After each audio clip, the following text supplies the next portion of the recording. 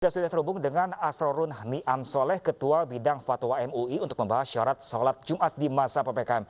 Halo, Assalamualaikum warahmatullahi wabarakatuh, Pak Asrorun. Waalaikumsalam warahmatullahi wabarakatuh. Ya, Pak Asrorun, sebelumnya ini tanggapannya bagaimana? Sholat Jumat sekarang sudah diperbolehkan di tengah PPKM. Tanggapannya seperti apa, Pak Asrorun?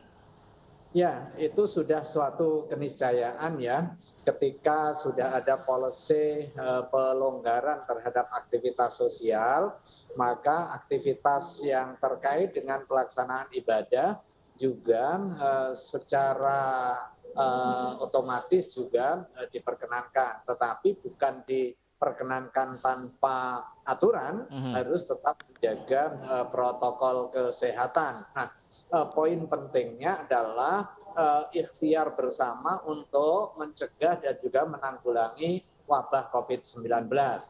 Dengan adanya pelonggaran aktivitas publik, maka aktivitas ibadah yang berbasis pada pelaksanaan berjamaah itu juga sudah dibolehkan. Dan karena itulah kemudian setiap laki-laki muslim yang memenuhi syarat dan tidak ada uzur syar'i, maka dia harus berkewajiban, dia wajib untuk melaksanakan sholat Jumu'ah. Tentu tetap dengan menjaga protokol kesehatan. Ya, Pak Asrorun, ini kan pembatasan meski diperbolehkan untuk sholat Jumat di masjid, tapi tetap ada pembatasan, artinya sebagian orang tidak sholat Jumat. Lalu apa hukum tidak sholat Jumat karena PPKM ini? Poin pentingnya adalah menegakkan protokol kesehatan. Kalau tadi disebutkan aktivitas publik dimungkinkan dengan rasio 25% dari total kapasitas, maka ada beberapa langkah yang bisa ditempuh. Langkah yang pertama adalah mengoptimasi keluasan tempat. Kalau biasanya hanya menggunakan dalam masjid untuk kepentingan pelaksanaan sholat Jumu'ah, maka bisa menggunakan koridor, bisa menggunakan teras, bisa menggunakan halaman, bahkan bisa menggunakan jalan yang tersambung dengan pelaksanaan sholat Jumu'ahnya.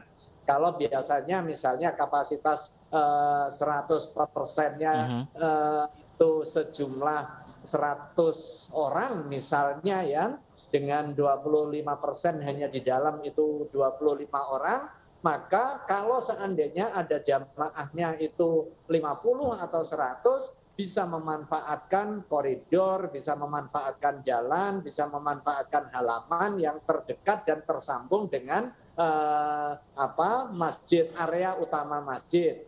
Karena itulah di dalam pelaksanaan aktivitas sholat Jumu'ah, petugas sholat Jumu'ah mulai dari muadzin, khotib, imam itu menyesuaikan dengan apa? Salah satunya adalah dengan memperpendek khutbah, memperpendek pelaksanaan sholat dengan membaca surah-surah pendek sepanjang syarat rukunnya terpenuhi.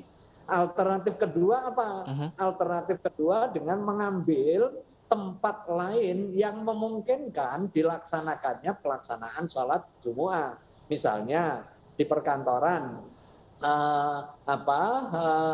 ketika ada satu masjid dan diberikan pembatasan 25% sehingga kapasitasnya tidak nampung. Sementara ada aula di sebelahnya. Nah, aula itu juga bisa digunakan untuk kepentingan sholat Jumu'ah. Tetapi yang harus kita pahami, pembatasan ini kan tidak hanya di masjid. Iya, betul. Pembatasan ini juga di aktivitas publik yang lain, termasuk juga di kantor. Logikanya, kalau di kantor diberikan pembatasan 25%, masjid 25%, berarti kan nggak ada yang nggak tertampung. Nah, kira-kira begitu.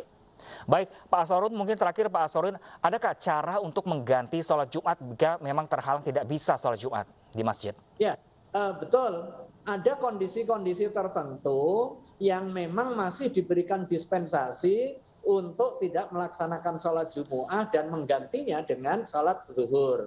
Contohnya apa? Seseorang yang terpapar COVID, baik yang dirawat di rumah sakit maupun yang isolasi mandiri.